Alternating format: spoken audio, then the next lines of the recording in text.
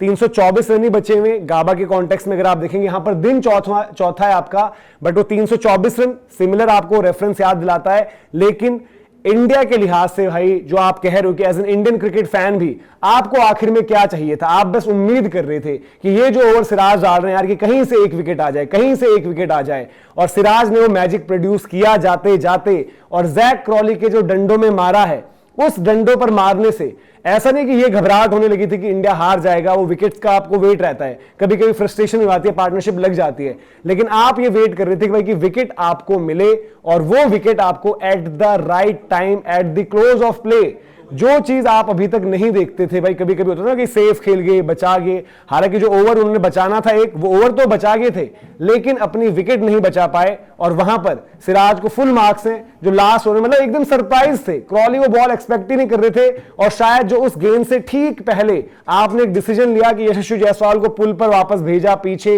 वो चीज उनके जहन में चला। तो ये टैक्टिकल ब्रिलियंस आप कहो, आप कहते हो भाई कि दिन के खेल के अंत में भी, लास्ट में जब you are searching for wickets, आपने वहां पर भी ये होप ऐसे नहीं छोड़ा कि चलो जी होने देते हैं, आगे जाने देते हैं, क्या होगा देख लेंगे कल। आप उस टाइम पर भी जो पेनल्टीमेट डिलीवरी थी आज की, लास्ट बॉल एक बचती, उसके बाद वो आपको ऑब्वियसली विकेट लेने पर वो खत्म हो जाता है फैक्टर, बट आज आप उस टाइम भी विकेट के लिए जा रहे थे और जैक क्रॉली की विकेट मिली। अब ठीक है, जैक क्रॉली वैसे उनकी बल्लेबाजी उस तरीके से नहीं रही, ओवरऑल करियर देखो, बट इस सीरीज में जब से वो लॉर्ड्स वाला इंसिडेंट हुआ है, उनके 2 बैक टू बैक 50 रहे हैं, और आज भी वो मतलब वही कर रहे थे भाई कि वक्त निकालना है, उसके बाद कल देखा जाएगा कि कल क्या करना है, किस तरीके से चीज करनी है। तो लास्ट में जब भाई आखिर में जाते आते जो हम बात करेंगे कि जो राहत चाहिए थी, तो मियां भाई सिराज, मियां मैजिक जो है उन्होंने एक बार फिर से क्रिएट किया है, और इंडिया को ये बोला है कि भाई सोचो भी मत, घबराहट की तरफ, विकेट आपको दिला दिया, जो सलामी जोड़ी आपको चाहिए थी तोड़नी, जो पहली जो आपको कहना था कि पहली चोट तो देनी थी, वो चोट आपने दे दी है। मैं इसीलिए हैरान था जब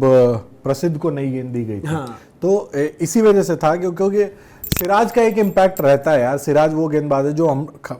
दम से गेंदबाजी करता है, और हमने पहली इनिंग में भी देखा था कि किस तरह से पहले स्पेल में रन खाने के बाद भी वो मैच में वापस आए थे। तो वो कॉन्फिडेंस, वो मोमेंटम लेकर आ रहे थे। तो इसी वजह से मैं थोड़ी सी हैरानी हुई थी जब हमने नई गेंद से प्रसिद्ध को देखा था। बट ठीक है, कहते हैं कि अंत भला तो सब भला। तो जाते जाते उन्होंने अपना काम कर दिया, और ओवर खत्म होने से ठीक एक गेंद पहले उन्होंने विकेट लेकर इंडिया को कम से कम वो कर दिया कि भाई आप मैच में आ गए हो। नहीं तो 50-60 रन की अगर पार्टनरशिप लग जाती, आपको टेंशन रहती कि विकेट नहीं गिरे हैं, और कल आके किस तरह से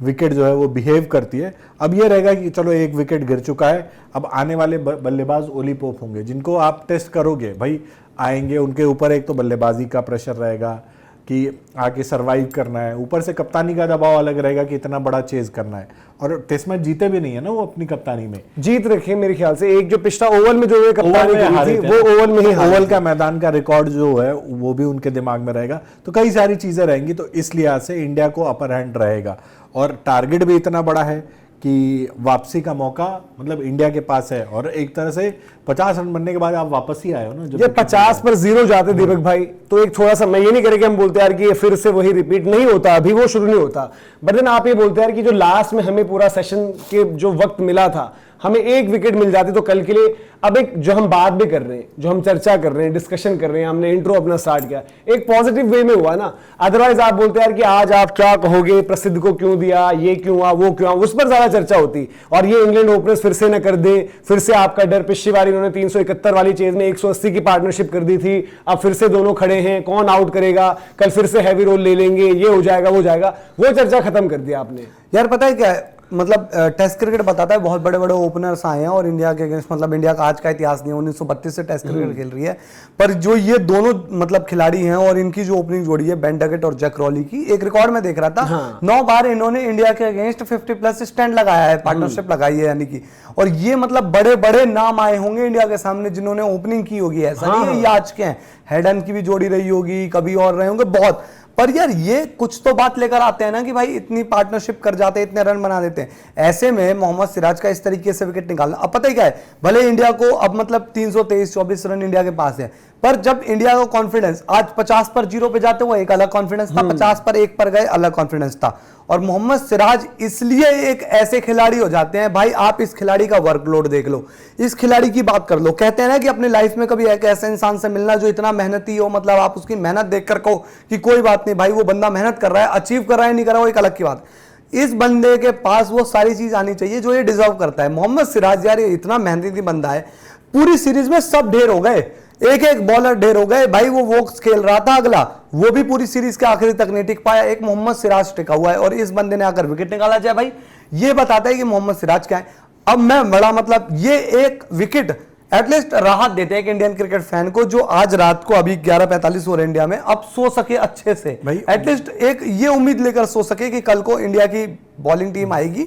और बेहतरीन तरीके से बॉलिंग करके विकेट निकालेगी। ना कि भाई अगर ये यहाँ से 50-55 पे जाते बिना विकेट के, तो आपके दिमाग में वो डर आता कि भाई लीड्स में हेडिंगले में जो चीज़ हुई थी वो क्या रिपीट हो सकती है, कहीं ये पार्टनरशिप इतनी बड़ी ना हो जाए कि ये 371 372 की तरह चेज ना कर जाए। तो वो चीज़ दिमाग में इनके आने से पहले आपने उनको आउट कर दिया है। अब इसके बाद जो भी पार्टनरशिप आएगी, हो सकता है कि आके हो सकता है वो अच्छी पार्टनरशिप कर जाए, बट कम से कम आप जाते वक्त एक राहत की सांस लेके गए हो। अब जाओगे कॉन्फिडेंस आपके गेंदबाजों में रहेगा कि एक विकेट हमने गिरा दिया है, 8 और लेनी है, 8 और लेनी है, क्योंकि वोक्स बैटिंग नहीं करने वाले हैं। तो उस लिहाज से आपके गेंदबाजों के पास एनफ टाइम रहेगा कि प्लानिंग कर ले। और अब आगे चूंकि ये दोनों बल्लेबाज इस तरह है ना कि ये आप पे अटैक भी करते हैं, अटैक करते हैं तो आपकी प्लानिंग धरी की धरी हो सकता है रह जाए। तो इस लिहाज से ये पार्टनरशिप तोड़ना भी ज़रूरी था और अब इंडिया को अपर हैंड रहेगा। और कल आके आपको फिर से जैसे आज गेंदबाजी हुई है, आपने उनको हाथ खोलने का मौका नहीं दिया। वो ठीक है कुछ बाउंड्रीज उन्होंने लगाई हैं, बट वो उनको एफर्ट डालने पड़ा है, तो वो चीज़ नहीं करना। उनको रनों के लिए एफर्ट अगर डालेंगे तो इंडिया हमेशा आगे बना रहेगा। और देखो आज मतलब जो आखिरी का रहा, और ये हैवी रोल लेके ही आए होंगे। हाँ, हैवी रोल के बावजूद भी अगर उन्होंने देखो 14 ओवर में 50 ही बनाया ना, क्योंकि वो आज क्रॉली की स्ट्रेटेजी वही वाली थी जो उनकी लीड में थी, और पहले निकलना है आराम से। और इवन अभी 324 आ गई इंडिया,